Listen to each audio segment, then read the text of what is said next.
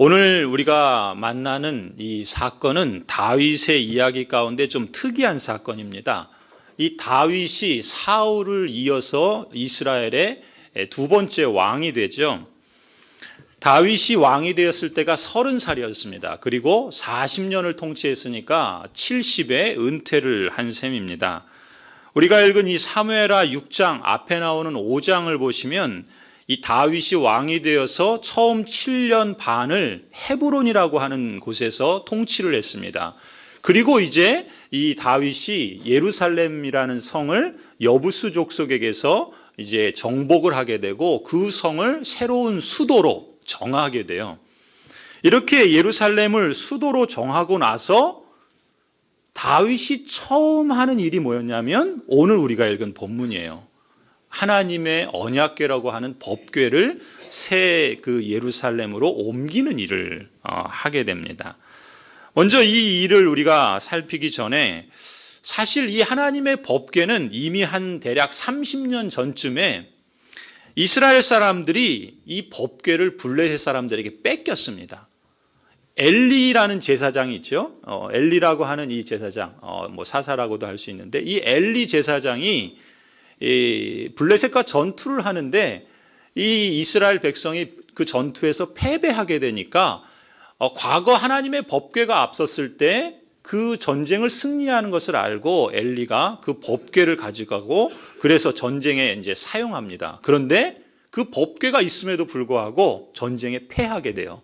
패했을 뿐만 아니라 그 법궤를 블레셋 이방인들에게 뺏기게 됩니다. 그래서 결국 이러한 실패를 경험하고 그 법궤는 이스라엘 손에 없었던 거예요. 그런데 이 법궤가 블레셋 사람의 손에 들어갔을 때 희한하게도 그 블레셋이 섬기는 그 신이 그 신전의 신상들이 자꾸 그 법궤에 있는 것에 무너지고 절을 하는 겁니다. 그래서 이 블레셋 사람들이 그 일을 신기하게 여겨서 이거는 우리에게 좋은 일이 아니다. 바로 저 법궤 때문에 그런 거다라고 해서 이 법궤를 이스라엘 사람들에게 다시 보내요. 새 수레에다가 그 소를 이렇게 메고 그 법궤를 실어서 이스라엘로 보냅니다. 그런데 이 법궤가 이스라엘로 보내지긴 했지만 사실 그 법궤는 기랏 여아림이라고 하는 곳에 그냥 방치된 채로 있었던 거예요. 그렇게 법궤가 하나님의 법궤가 30여 년 정도 방치된 채로 있었던 것이죠. 그러니까 이 법궤는 그 이후로 역사의 뒤편에 감춰졌던 겁니다. 그런데 그 법궤를 이제 다윗이 새로운 수도를 예루살렘으로 옮기고 처음 그 법궤를 가져다 놓는 그런 일을 지금 시작했던 것이죠. 그렇다면 다윗이 왜 이 법궤를 가져오는 일을 수도로 옮기고 가장 먼저 하려고 했는가? 그것을 우리가 좀 살펴볼 필요가 있어요. 먼저 이 법궤에 대한 이해가 좀 필요한데 여러분 한번 그림을 하나 보시면요. 저게 법궤입니다. 그 모양을 보시면은 길이가 옆으로 긴 게 한 120 정도 돼요. 뭐 1m 20이니까 그렇게 크지 않습니다. 요 강대상 요 정도만 정도 되려나요? 뭐 요거보다 뭐 아무튼 그다음에 그리고 요쪽 짧은 게 한 70 정도 된다 그래요. 그다음에 요 길이도 한 70. 그러니까 그렇게 크지 않죠. 이 강대상보다도 아마 더 작을 것 같아요. 그리고 그 법궤 위에 보면은 그 위에 이렇게 그 그룹이라고 그러는데 이 천사 모양을 한 형상이 두 개가 있고 그리고 날개를 펴서 이렇게 덮고 있어요. 그 법궤의 위판을. 그 위판 덮은 부분을 속죄소라고 그래요. 속죄소. 그래서 이것이 지금 그 하나님의 법궤인데 이 법궤를 여러분 보시면 2절에 오늘 6장 2절에 뭐라고 부릅니까? 그 궤는 그룹들 사이에 자정하신, 그룹은 이 천사 위에 있는 그 천사 모양의 형상을 말해요. 그 그룹들 사이에 자정하신 만군의 여호와의 이름으로 불리는 것이라. 법궤를 이렇게 말해요. 그러니까 법궤는 뭐였냐면 만군의 여호와의 이름으로 불리는 그런 엄청난 것이라는 거예요. 그래서 구약 성경을 보시면 이 법궤, 하나님의 언약궤라고 그러죠. 이 법궤는 사실 지성소 안에 있는데 하나님과 만나는 것입니다. 이스라엘 백성이 하나님 앞에 만나서 그들의 죄를 용서받고 그리고 그 하나님으로부터 함께 교제하며 그 백성과 만나시는 그것이 바로 이 법궤라고 할 수 있어요. 그래서 법궤가 상징하는 건 두 가지 의미가 있는데, 하나는 만남이고요, 다른 하나는 인도입니다. 이 법궤가 이스라엘 백성이 광야를 지날 때 어떻게 해요? 법궤가 맨 앞에 서서 앞으로 나아가면 그 백성들도 나아가고, 법궤가 서면 그 백성들도 서고, 이렇게 이 법궤는 하나님이 임재하셔서 그 백성과 만나는 것이고, 동시에 그 법궤는 그 백성을 인도하고 안내하는 역할을 했던 겁니다. 그래서 그 법궤가 나아가서 전쟁에 나아가면 어떻게 돼요? 그래서 승리를 했던 것이죠. 이렇게 보면은 법궤는 이스라엘 백성, 하나님의 백성들에게 있어서는 너무나도 중요한 거예요. 실제로 이 법궤 안에 세 가지 물건이 들어있어요. 아까 보시면은 이 법궤 위에 속죄소라고 그랬잖아요. 그 안에 이제 이만한 법궤니까 그 안에 이제 세 가지 물건이 있는데 뭐가 있냐? 첫 번째는 모세가 시내산에서 받은 십계명 돌판이 있습니다. 그 안에 십계명 돌판이 들어있어요. 그리고 두 번째는 이스라엘 백성이 광야 40년을 지내면서 뭘 먹었죠? 매일마다 만나를 먹었죠. 그 만나를 담은 항아리가 거기에 들어있어요. 그리고 세 번째는 뭐가 있냐면, 아론에 대해서, 그 지도력에 대해서 반기를 들었던 사람들에 대해서 하나님께서 그 아론이 택하신 사람이다라는 걸 증명하기 위해서 어떤 일을 하셨냐면, 아론이 지팡이가 있었잖아요. 여러분, 우리 어르신들 지팡이 있으시죠? 근데 이 아론의 지팡이에서 무슨 일이 벌어집니까? 싹이 나요. 아니, 여러분, 지팡이에 이게 죽은나무이잖아요. 근데 이게 싹이 날 수가 있어요? 그럴 수 없죠. 하나님께서 함께 하신다라는 것을 보여주신 거예요. 아론의 싹난 지팡이. 그게 그 법궤 안에 있었어요. 그러니까 이 세 가지가 이 법궤 안에 들어있던 겁니다. 무슨 의미인가 하면은 바로 십계명 돌파는 뭐예요? 하나님께서 그 백성들을 주시는 말씀인 거죠. 그들이 살아가야 될 삶의 규례들을 말합니다. 그리고 만나는 뭐예요? 그 백성들이 일용할 양식이에요.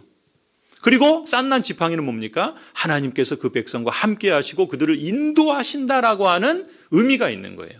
그러니까 이 법궤 자체가 하나님이 그 백성과 만날 뿐만 아니라 그들의 죄를 용서하시고 그들을 인도하시는 그러한 특별한 의미가 있는 것이라고 볼 수가 있어요. 그래서 그 다윗은 이 법궤를 가져오려고 했던 겁니다. 왜냐하면 이 법궤는요, 사실 하나님의 백성 가운데 하나님이 살아서 역사하신다는 것을 보여주는 실증이었습니다. 그 안에 있는 것도 그렇고 그 법궤 자체가 그렇고, 여러분, 그 법궤가요 무슨 마법의 상자여서가 그런 게 아닙니다. 우리 영화도 있죠. 그 무슨 인디아나 존스의 그렇게 무슨 법궤 찾는 그런 영화도 있는데, 그 법궤 자체가 무슨 신비한 어떤 마법의 능력이 있는 게 아니에요. 하나님이 함께 하시고 하나님이 그들을 인도하시고 하나님께서 그들 가운데 역사하신다라는 하나님의 임재가 있는 그것을 보여주는 거였죠. 그래서 하나님이 그 백성들에게 이 법궤를 주신 목적이 무엇이겠습니까? 하나님이 그들 가운데 함께 하시니까 이 백성이 광야에서 진을 칠 때 그 가운데 법궤를 두고서 사방으로 진을 쳐서 그들의 삶의 중심에 법궤를 두거든요. 그것은 달리 말하면 하나님이 어떤 분인지 그 백성들은 늘 그 하나님을 예배하며 그 하나님을 알고 그 하나님을 신뢰하도록 하기 위해서 법궤를 주셨던 겁니다. 그러니까 법궤는요, 과거에 하나님이 이런 일을 하셨지, 이런 역사를, 이런 능력을 행하셨지, 그 과거의 일을 보여주는 것으로 그치는 것이 아니라 하나님이 지금도 우리와 함께 하셔서 우리에게 말씀을 주시고 우리를 먹여주시고 우리를 인도하시는 그 살아계신 하나님이시다라는 것을 보여주는 것이 바로 이 법궤였던 것입니다. 그런 점에서 이 법궤가 갖고 있는 상징성이나 의미는요, 오늘 우리에게는 무엇과 연관되어 있을까요? 성찬과 관련되어 있습니다. 이 법궤는요, 우리가 성금요일 날에도 성찬을 하지 않았습니까? 우리가 성찬에서 뭘 먹습니까? 빵과 포도주를 먹죠. 그것은 일상적으로, 우리는 뭐 주식이 빵과 포도주는 아니지만 이 이스라엘 사람들에게 있어서는 그것이 일상적으로 늘 먹는 거였어요. 그런데 그들이 매일 먹는 그 빵과 포도주가 그것 자체가 무슨 마법의 힘이 있어서 그런 게 아니에요. 법궤처럼. 그걸 일상적인 그 용도와 구별해서 그걸 늘 먹으면서, 그러나 그 성찬을 통해서 하나님께서 함께 하시고 하나님께서 임재하신다라는 것을 경험하는 것이다라는 것이죠. 빵과 포도주는 뭘 상징합니까? 예수 그리스도의 십자가의 죽으심, 피와 그 찢긴 몸을 상징하는 것 아니겠습니까? 그렇다면 이 성찬을 통해서 우리는 그 성찬에 참여할 때 그 사건이 과거에 있었지라는 것을 재현하는 게 아니에요. 예수님께서 과거에 그렇게 하셨지, 그저 단지 그걸 회상하는 정도가 아닙니다. 예수님께서 당신의 몸을 찢기시고 당신의 그 피를 흘리심으로 이루신 그 구원의 사건이 이 성찬에 맞이하는 우리 오늘 우리의 삶에 하나님께서 역사하고 계시다라는 것을 실감하는 게 성찬입니다. 우리는 그리스도와 연결되어 있지 않습니까? 성도는 하나님과 연결되어 있는 거잖아요. 이 성찬이 우리에게 그걸 보여주는 겁니다. 그렇기 때문에 우리가 그리스도와 연결되어 있다는 건 뭡니까? 달리 말하면 그리스도께서 십자가에서 피 흘려 죽으실 때 죄에 대해서 그리스도와 연결된 우리도 함께 죽은 겁니다. 그리고 그리스도께서 십자가에서 죽으셨을 뿐만 아니라 3일 만에 말씀하신 대로 다시 부활하셨을 때 의에 대해서는 우리도 그리스도와 연결되어 있기 때문에 우리도 살아났다라는 것입니다. 그것이 성찬이 보여주는 의미이죠. 그래서 그 성찬에 참여할 때 우리는 그 구원의 현장에 있는 거예요. 그 사건이 과거의 사건이 아니라 오늘 현재 우리의 사건이다라는 것으로 내 속에서 계속되고 있음을 우리는 실감한다는 겁니다. 여러분 보통 그런 말을 하죠. 한 번 구원이면 영원한 구원이다. 여러분 한 번 구원받은 것으로 다 됐다가 아닙니다. 우리의 삶에서 주님은 늘 우리의 주님으로서 구원을 현재적으로 이루어 가십니다. 그 현장에 내가 있다는 것을 우리 눈으로 보고 떡을 보고 잔을 보듯이, 우리의 입으로 맛보고 떡을 맛보고 잔을 맛보듯이 그걸 실감하는 것이 성찬이라는 거예요. 그래서 성찬은 현재적으로 우리를 그리스도와 연결시켜 줄 뿐만 아니라 앞으로 장래 주님께서 재림하셔서 영원한 나라가 이 땅 가운데 임할 때 어떻게 됩니까? 우리는 그 영원한 천국에서 예수 그리스도를 눈과 눈으로 보며 함께 그 잔치에 참여하게 될 것을 이 성찬, 우리가 현재적으로 진행하는 성찬을 통해서 미리 맛보는 겁니다. 영원한 나라에 있을 기쁨의 만찬을 미리 맛보는 거죠. 이 성찬이 이렇게 우리에게 유익을 주는 거예요. 이 성찬이 주는 유익을 한마디로 말하면 뭐예요? 예수 그리스도께서는 우리와 늘 함께 하시고 임재하신다. 그것을 성찬이 우리에게 말씀하는 거죠. 그래서 성찬은 과거 예수 그리스도의 그 구원의 사건에 우리를 연결시키고 현재 그 그리스도의 구원이 오늘 우리의 삶에서 이루어지고 있다는 것을 실감하게 하고 앞으로 미래에 그 구원이 완성되어서 천국에서 우리가 그 만찬에 임하게 될 것이다라는 것을 약속하고 또 우리에게 알려주는 그러한 것이 바로 성찬입니다. 이게 성찬의 핵심이에요. 한마디로 말하면 뭡니까? 하나님이 함께 하심을 맛보는 겁니다. 하나님이 함께 하심을 맛보아 알지어다. 뭐를 통해서요? 성찬을 통해서요. 그것이 신약의 성찬이라면 구약에서는 뭐라고요? 법궤입니다. 법궤. 법궤가 그런 의미가 있어요. 그러니까 이런 맥락에서 다윗이 왜 가장 먼저 법궤를 가져오려고 했는지 여러분 이해하실 수 있겠죠. 다윗은요, 지금 사울이 실패한 역사를 이제 두 번째 왕이 되어서 그 이스라엘 공동체를 하나님이 기뻐하시는 거룩한 나라로 이루어가고자 했던 겁니다. 그럼 하나님의 나라를 이루어가는 데 있어서 가장 중요한 것이 무엇인가? 다윗이 생각할 땐 하나님의 임재가 없으면 그건 불가능하다는 거예요. 하나님이 함께 하시면 완악한 죄인이어도 가능하다라는 것입니다. 그래서 법궤를 가져오고자 했던 거예요. 다윗은 하나님의 백성들이 하나님의 임재를 사모하고 하나님의 인도하심을 무엇보다 사모하기를 원했던 겁니다. 그게 뭐예요? 예배입니다. 예배. 그게 예배잖아요. 오늘 우리가 이 예배하는 것이 무엇입니까? 하나님이 우리와 함께 하신다는 것을 실감하고 하나님께서 우리를 인도하신다는 것을 사모하는 것으로, 그래서 감사함으로 드리는 것이 이 예배잖아요. 다윗이 그랬던 겁니다. 하나님의 백성들에게 이스라엘이라고 한 새로운 나라를 이루어가면서 그들의 삶에 있어서 예배가 출발점이 되고 예배가 그들의 삶을 이루어가는 중심이 되기를 원했던 것이죠. 하나님께서 그 백성을 친히 다스려 주시고 통치해 주시고 함께 하셔서 그들을 인도해 주시기를 원했던 것이 바로 이 법궤를 제일 먼저 가지고 오고자 했던 그런 중심이었다라는 것입니다. 다윗 하면 대표적으로 부르는 말이 있죠. 뭐라 그럽니까? 하나님의 마음에 합한 사람이다. 다윗을 두고 하나님의 마음에 합한 사람이라 그렇게 말을 합니다.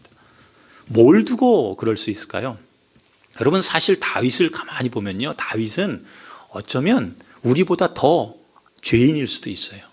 정말 많은 죄를 저지릅니다. 뭐 살인, 간음, 도적질, 정말 어떻게 보면 뭐 이렇게 말하면 좀 죄송하지만 파렴치한 모습도 보입니다. 그런데 이 다윗을 보고 뭐라 그럽니까? 하나님 마음에 합한 사람이라 그래요. 무엇 때문에 그럴까? 저는 이 다윗을 성경이 이렇게 평가하는 데는 이 다윗이 하나님께 갖고 있는 이 마음의 중심 때문이라 그렇게 믿습니다. 다윗은요, 첫 번째 왕인 사울의 전철을 되밟고 싶지 않았을 겁니다. 사울은 어땠습니까? 하나님 없이 자기 스스로의 야심으로 조급하게 일을 그르쳤던 사람입니다. 그러고 싶지 않았던 거예요. 한 발 한 발 제대로 디디고 싶고, 그래서 그 이스라엘이 하나님의 나라로서 온전히 세워지기를 누구보다도 간절히 열망했던 것입니다. 그 이스라엘 백성들이 안으로는 하나님의 나라를 이루어가기 위해서, 그리고 밖으로는 영적인 대적들과 싸워나가며 하나님의 영광을, 제사장적인 나라로서의 그 사명을 감당하기 위해서, 우리식으로 말하면요, 안으로는 하나님 나라를 이루어가는 사역에 있어서나 밖으로는 우리가 이 세상에 물들지 않고 하나님의 나라를 증거하는 이런 영적 싸움과 같은 이런 사안에 있어서 다윗은 어찌하든지 무엇을 하든지 하나님이 그 통치의 영역으로 와서 다스려 주시고 함께해 주시고 인도해 주시기를 그렇게 열망했던 겁니다. 자신이 행할 것을 하나님께서 친히 말씀해 주시고 자신이 나아갈 것을 하나님께서 친히 인도해 주시기를 열망했던 것이죠. 다윗과 사울을 비교할 때 가장 큰 차이가 뭡니까? 다윗이나 사울이나 어떤 면에서는 둘 다 죄인이에요. 그러나 두 사람을 차이나게 한 것은 이 마음의 중심에 있다, 저는 믿습니다. 여러분, 우리 교회도 마찬가지입니다. 우리 교회가 그리스도인의 모든 삶과 행위에서 하나님이 보시기에, 하나님이 정말 우리에게서 보시기 원하는 마음이 무엇일까? 저는 다윗의 그 중심, 그 마음이라고 봅니다.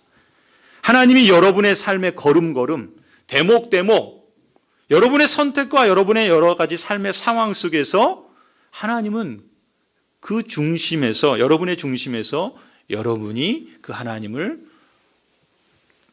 만나고, 그리고 그 하나님의 인도를 구하고, 그래서 그 행할 것을 하나님이 가르쳐 주시고 인도해 주시기를 소원하는 그 중심을 보시기를 원하신다, 그렇게 믿습니다.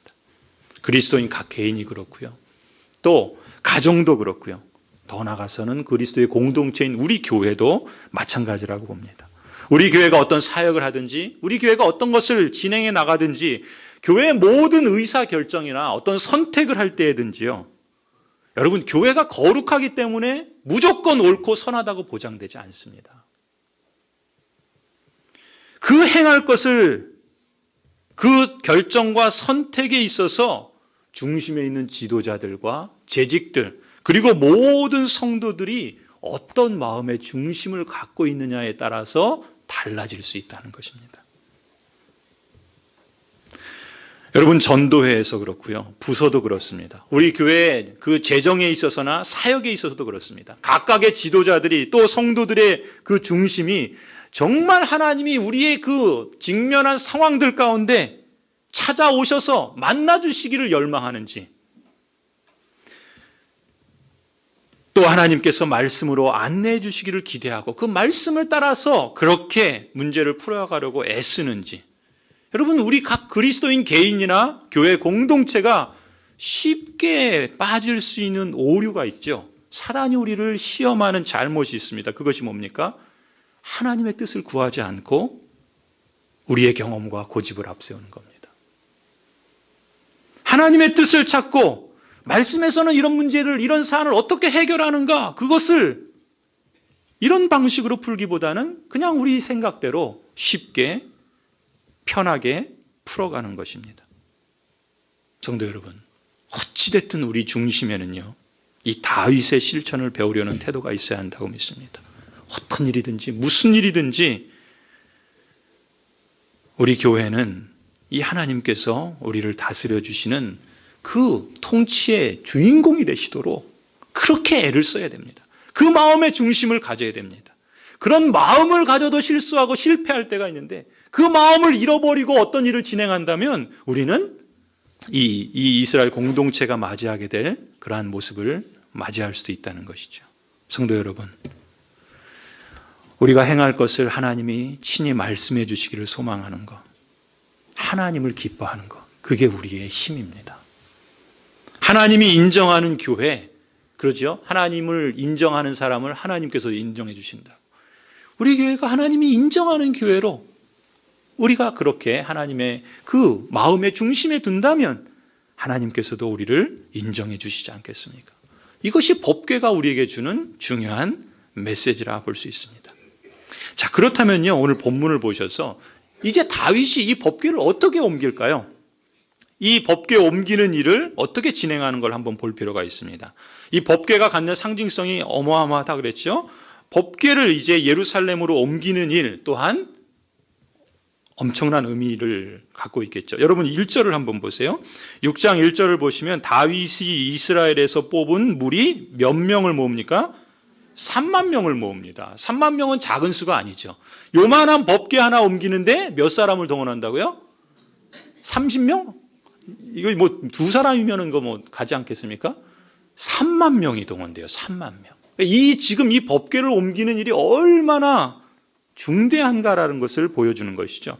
여러분 6장 3절부터 한번 보시겠습니까? 6장 3절부터 보시면요, 우리 같이 한번 읽어보겠습니다. 3절부터 5절까지 읽겠습니다. 시작. 그들이 하나님의 궤를 새 수레에 싣고 산에 있는 아비나답의 집에서 나오는데 아비나답의 아들 우사와 아효가 그 새 수레를 모니라. 그들이 산에 있는 아비나답의 집에서 하나님의 궤를 싣고 나올 때 아효는 궤 앞에서 가고 다윗과 이스라엘 온 족속은 잣나무로 만든 여러 가지 악기와 수금과 비파와 소고와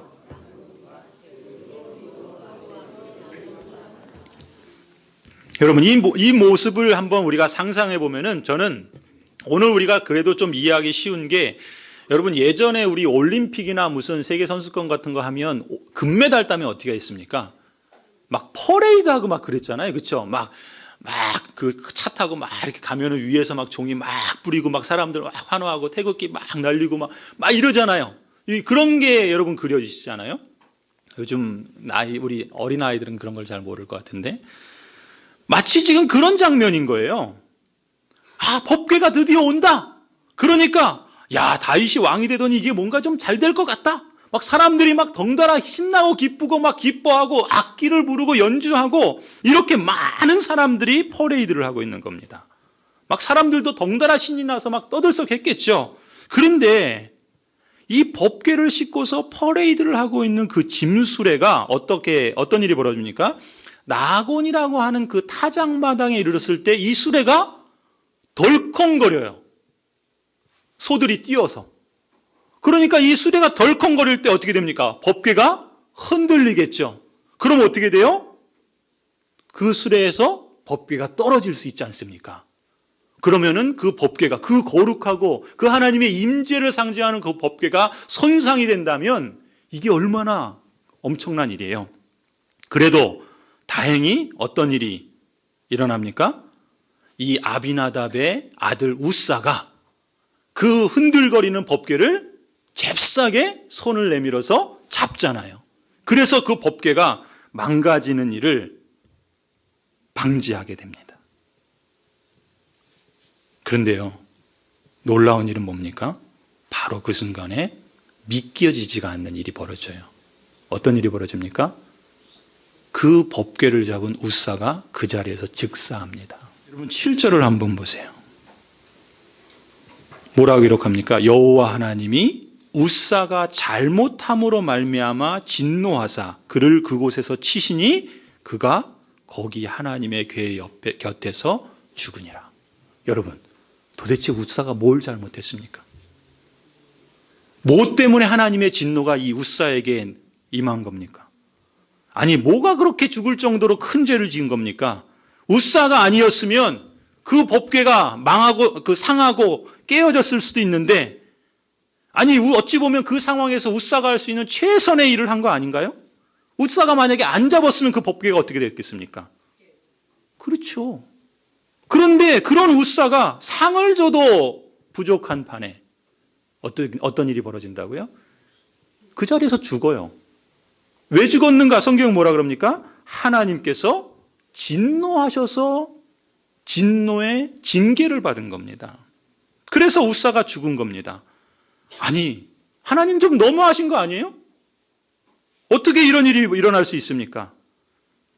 여러분, 실제로 그 자리에 있던 사람들도 다 그런 반응을 보인 것 같아요. 다윗도 그랬습니다. 8절을 보세요. 여호와께서 웃사를 치심으로 다윗이 어떻다고요? 분해서 그곳을 베레스 웃사라 부릅니다. 그곳을. 베레스 웃사라는 말은 웃사를 치셨다라는 말이에요. 그러니까 그 일 때문에 웃사가 죽은 것 때문에 다윗이 분했어요. 아니, 왜 이런 버럭 화를 낸 겁니다. 그리고 9절을 보면 그날 다윗은 이 일 때문에 여호와를 두려워하여 이래서야 내가 어떻게 여호와의 궤를 예루살렘으로 옮길 수 있겠느냐? 그러면서 탄식을 합니다. 그래서 10절에 어떤 결과가 나타납니까? 다윗은 그 법궤 옮기는 일을 거기서 포기합니다. 중단돼 버려요. 그래서 그 법궤는 결국 어떻게 돼요? 가드 사람 오벳 에돔이라고 하는 사람의 집에 머물게 되는데, 근데 또 11절 뭐라 그럽니까? 그 일 때문에 오히려 이 오벳 에돔과 그 집은 복을 받게 돼요. 자, 여러분 한번 보십시오. 지금 도대체 뭐가 잘못된 걸까요? 사실 우리가 볼 때에도 잘못된 것이 없어 보이지만 이 모든 일은요, 시작부터 근본적으로 잘못됐어요. 근본적으로 잘못됐습니다. 뭐가 잘못됐는가? 여러분, 다윗이 지금 어떤 마음으로 법궤를 옮깁니까? 하나님의 백성이 하나님의 나라를 잘 이루어가기 위해서 가장 중요한 것은 하나님의 임재다. 하나님께서 우리를 인도해 주셔야지 우리가 하나님을 영화롭게 하고 그 은혜 가운데 우리가 복을 누릴 수 있다. 그래서 법궤를 옮기는 거예요. 하나님을 예배하는 마음으로 하나님을 섬기고자 했던 겁니다. 그런데 이렇게 다윗에게 하나님을 예배하는 그런 예배를 사모하는 마음은 있었는데요, 문제는 그걸 준비하고 그걸 진행하는 모든 과정이 다 잘못됐던 겁니다. 어떻게 알 수 있냐면 민수기 4장을 보면요, 찾지는 않겠습니다, 시간 관계상. 민수기 4장을 보면 하나님께서 이 언약궤를 만들 때 이 법궤를 만들라 가르쳐 주시면서 이것을 어떻게 다루어야 하는지를 구체적으로 상세하게 말씀해 주세요. 거기에 뭐라 그러냐면 민수기 4장 25절에 이 언약궤는 옮기려면 반드시 레위 사람이 옮기라 그래요. 그리고 그 옮길 때는 여러분 아까 그림 보시면 이렇게 긴 막대기가 있었죠. 이 막대기를 고리에 껴서 레위 사람이 어깨에 메고 옮기라 그러셨어요. 그런데 지금 다윗이 어떤 방법을 썼습니까? 수레를 사용했어요. 그리고 흔들거리고 또 그걸 누가 옮깁니까? 아비나답의 두 아들 웃사와 아효가 옮겨요. 이 사람들은 레위 사람이 아니에요. 유다 사람입니다. 유다 지파 사람들. 그러니까 다윗은 그 하나님을 예배하고 하나님의 임재를 구하고 하나님을 인도를 구하는 마음은 있었는데 하나님을 예배하는 방법은 완전히 잘못되어 있었던 거예요. 처음부터 근본적으로 잘못되어 있었던 겁니다. 그러니까 이 웃사는요, 어떤 면에서 이 웃사나 다윗이나 이 아비나답이나 거기에 있는 사람들은 하나님의 말씀에 대한 무지 때문에 죽은 거예요. 언약궤를, 하나님의 법궤를 하나님이 정해주신 규칙대로 하지 않고 오히려 그들이 어떤 방법으로 옮겼는지 아십니까? 새 수레에 옮겼죠. 그게 누가 사용했던 방법이냐면 블레셋 사람들이 그 법궤를 돌려보낼 때 썼던 방식이에요. 그러니까 하나님의 백성이 하나님의 말씀을 따라 그걸 옮기는 게 아니라 이방인들이 했던 방식을 따라서 옮긴다는 거예요. 이게 말이 됩니까? 그런 무지 때문에 결국 이런 끔찍한 일이 벌어진 겁니다. 법궤는 만지지 말라 그러셨거든요. 웃사는 그걸 만진 거예요. 웃사 입장에서는 최선을 다했지만 그 최선이라는 것이 때로는 하나님에게 대해서 무지하여서 오히려 하나님이 가장 싫어하는 것을 최선이라는 열심으로 행할 수도 있다는 것입니다. 성도 여러분, 바울이 그렇죠. 바울이 되기 바울이 이제 사울이라는 이름을 쓸 때 어떻게 합니까? 사울은 열심히 있었어요. 누구보다도 하나님을 열심히 믿었습니다. 그리고 하나님을 열심히 섬겼습니다. 바울만큼, 그러니까 그 신약에 나오는 사울만큼 하나님께 대한 열심과 그 열정이 적은 사람이 없었다. 둘째가라면 서러웠을 정도였어요. 그런데 그 바울이 다메섹에 갈 때 어떤 일이 벌어집니까? 예수님께서 바울에게 나타나셔서 뭐라 그래요? 어찌하여 너가 나를 핍박하느냐 이렇게 말씀하세요. 바울은 자기의 열심과 열정을 다해서 하나님을 섬긴다고 하고 있는데 정작 주님은 그 바울에게 왜 너 나를 핍박해라고 말씀하신다는 거예요. 그러면서 바울이요 로마서 10장에서 자기 고백을 담은 말을 합니다. 뭐라 그럽니까? 내가 증거하노니 저희가 하나님께 열심히 있으나 지식을 좇은 것이 아니라 하나님의 의의를 모르고 자기 의의를 세우려고 힘써 하나님의 의의를 복종치 아니하였다. 사실 자기 얘기하는 거예요. 성도 여러분, 다윗은 하나님께 예배하는 것이 복인 줄 알았어요. 그런데 정작 하나님이 기뻐하시는 방법으로 드리는 법을 몰랐습니다. 마음은 있는데 적절한 방법으로 실천하지는 못했어요. 왜요? 여호와의 말씀을 몰랐기 때문에 그래요. 성도 여러분, 우리가 하나님을 예배하는 것 하나님 원하시죠? 우리가 하나님을 예배하는 것 하나님이 원하시는데 하나님은 또한 우리가 하나님을 바르게 예배하는 것도 원하신다는 것이죠. 하나님을 예배하기는 하지만 근본부터 잘못 예배하는 경우가 있다는 거예요. 이 다윗과 웃사의 경우처럼. 하나님이 말씀하시는 예배가 아니라 자기 원하는 방식으로 예배하는 겁니다. 하나님을 기쁘시게 하려는 생각이 전혀 없이 자기 만족을 위해서 예배하는 경우가 그렇습니다. 앞서 말씀드린 사울의 경우가 그런 거예요. 여러분, 오늘날 많은 사람들이 하나님을 믿는다 그러는데 교회는 안 나가요. 그런 사람들을 부르는 명칭이 있죠. 여러분, 왜 교회에 오지 않는 걸까요? 최근에 우리 교회를 연구하는 그런 분들이 그 연구조사를 해서 발표한 것이 있는데 그 내용을 다 말씀드리는 건 없고요. 거기서 이제 말씀을 드리면 왜 사람들이 하나님을 믿는다 그러는데 교회는 안 나가는가? 과거에는 교회가 이런저런 문제가 있고 어려움도 있고 또 교회답지 못한 면이 있다라고 하는 경우들도 많이 있었어요. 근데 최근에 연구를 보니까 두드러지게 나타나는 현상이 뭐였냐면 교회가 자신의 흥미를 유발시키지 못한다는 거예요. 그건 뭡니까? 자기를 만족시켜주지 못한다는 거예요. 그냥 편하게 살고 싶다는 거예요.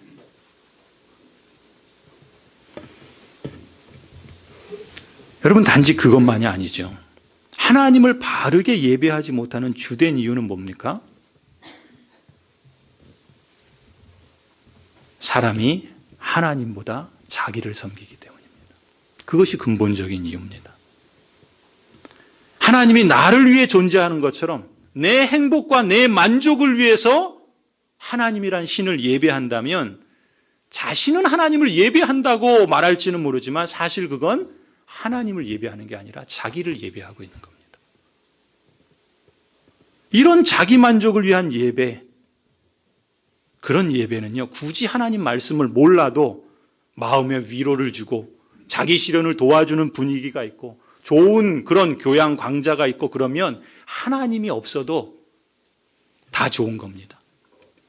저희 합신의 교수님이 강의를 하는 내용을 들으면서 이분이 이제 강남에서 목회를 하실 때, 사역을 하실 때 강남에 있는 절이 하나 있죠. 유명한 절이, 그 삼성동인가요? 그 유명한 절이 있는데 이분이 이제 가끔 그 절에 이렇게 가셨대요. 그래서 그 주지스님이 어떤 설법을 행하시는가. 그래서 그걸 또 이렇게 적으셔가지고 그 이제 전도사로 사역할 때인데 교사들 있는 데서 그 이렇게 성도들 있는 데서 거기에 나오는 뭐 부처나 아니면은 뭐 이렇게 보살 이런 불교적인 용어 빼고 거기에 이제 그냥 우리 기독교의 단어만 바꿔서 이 얘기를 들려줬대요. 근데 그 분들이 들은 분들이 아멘, 은혜를 받더라는 거예요. 이게 무슨 얘기입니까?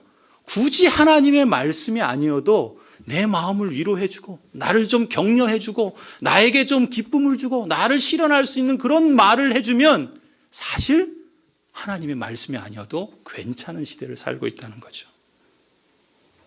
하나님을 예배하는 게 아니라 자기를 예배하고 있는 겁니다. 이런 자기 만족을 위한 예배는 정말 하나님의 말씀을 몰라도 사실 예배가 되는 겁니다. 그런 점에서 하나님을 예배하는 것만으로는 부족한 거예요. 하나님을 예배해야 되고 잘 예배해야 합니다. 바르게 예배해야 하는 것입니다. 몇 해 전에 갤럽이라고 하는 기관에서 미국인들의 종교의식을 조사했답니다. 좀 됐는데 이 미국인 10명 중에요 8명은 자신이 그리스도인이라고 말한답니다. 그러니까 상당히 많은 거죠. 80%가 자기가 그리스도인이라 그렇게 말한다는 거예요. 그런데 성경에서 예수님이 산상설교를 강론한 사실을 아는 사람은 10명 중에 4명에 불과했다 그래요. 그리고 신약 성경에 기록된 4권의 복음서의 명칭을 말할 수 있는 사람은 절반도 못 됐다 그럽니다. 성도 여러분, 여러분에게 한 가지를 권면하고 싶습니다. 제가 처음 전도사 사역을 했을 때 그 담임 목사님께서 늘 이런 말씀을 하셨어요. 그리스도인은 영원한 학생이다. 그리스도인은 영원한 학생이다. 저는 그 말씀이 참 맞다 생각합니다. 우리는 하나님 앞에서 영원한 학생입니다. 우리가 살아있는 동안 우리는 늘 하나님을 배워야 합니다. 하나님을 알아가야 합니다. 그리스도의 장성한 분량에 이르기까지 믿는 것, 아는 것이 하나가 되도록 힘써가야 됩니다. 우리 배움의 끝이 있다면 그리스도의 수준까지입니다.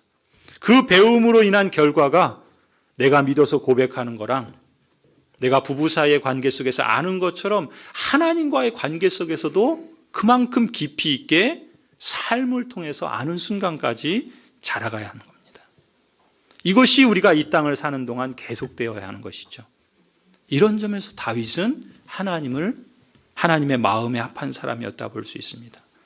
성도 여러분, 하나님은 저와 여러분을, 우리 교회를 이런 성숙하고 복된 자리로 초대한다 믿습니다. 우리 교회가 하나님 나라를 증거하는 마을 교회로서 하나의 역사를 하나씩 내디딜 때 우리에게 가장 중요한 것이 무엇인가를 우리는 잊지 말아야 되겠습니다. 어찌됐든 우리 중심에 다윗의 중심과 같은 하나님이 우리와 함께 하셔야 된다. 그리고 하나님께서 우리를 다스리시고 인도해 주셔야 된다라고 하는 이 마음의 중심을 우리는 놓지 말아야 되겠습니다. 무슨 일을 하든지 어떤 일을 하든지 우리 교회가 하나님의 통치 아래서 우리를 다스려 주셔서 저나 우리 지도자들이나 우리 재직들, 우리 성도들을 다스려 주셔서 우리를 그 길로 인도해 주시도록 우리는 끊임없이 열망해야 할 것입니다. 그리고 그 열망만으로는 부족하죠. 하나님의 말씀을 알아야 됩니다. 하나님의 진리의 깊은 것을 알아가야 됩니다. 오늘 제가 지난주 우리 성경 퀴즈 대회 했었죠. 우리 성경 퀴즈 그 1등 하신 분들에게 선물을 뭘 할까 고민을 하다가 책을 준비했습니다. 요즘 시대에 책도 잘 안 읽는데 왜 또 책을 주나, 그냥 먹을 거나 아니면 또 쓸 거를 주면 더 좋을 텐데 하실지 모르겠지만 제가 몇 가지 책을 좀 준비했습니다. 여기에 있는 책들은 영광스러운 부르심, 내 마음 다스리기, 죽임당하신 어린 양, 십자가 아래에서 진노하시는 하나님 손안에 있는 죄인, 이런 책들인데 공통적인 건요, 16세기, 17세기 우리 신앙의 선배들이었던 청교도들의 그러한 말씀과 또 설교와 또한 신앙 서적들입니다. 사실 제가 바라고 또 소망하는 건 이것입니다. 우리가 하나님을 예배하는 마음이 있고 하나님이 우리의 중심에 계셔서 우리를 인도해 주시기를 간절히 소원하는데, 그것만큼이나 우리가 놓치지 말아야 되는 것은 우리는 하나님을 알아야 된다는 겁니다. 그리고 아는 정도가 그냥 얕은 정도가 아니라 깊은 정도로 알아야 되는데, 그런 모델이 우리에게 어디 있는가? 앞서 우리 앞에서 신앙의 길을 성실하고 신실하게 살아냈던 그 모범들을 보면서 우리도 그 길을 갔으면 하는 바람이 있습니다. 하나님께서 우리를 인정해 주시면 우리의 삶도 복될 것이라 저는 믿습니다. 하나님께서 우리의 그 신앙을 인정해 주시면 우리만이 아니라 우리 자손들도 복될 것이라 믿습니다. 간절히 바라기는 하나님께서 우리 자신이나 우리 가정들이나 우리 교회를 인정하시는 교회로 하나님을 예배하고 바르게 예배하는 우리 교회가 되기를 주님의 이름으로 간절히 소원합니다. 기도하시겠습니다.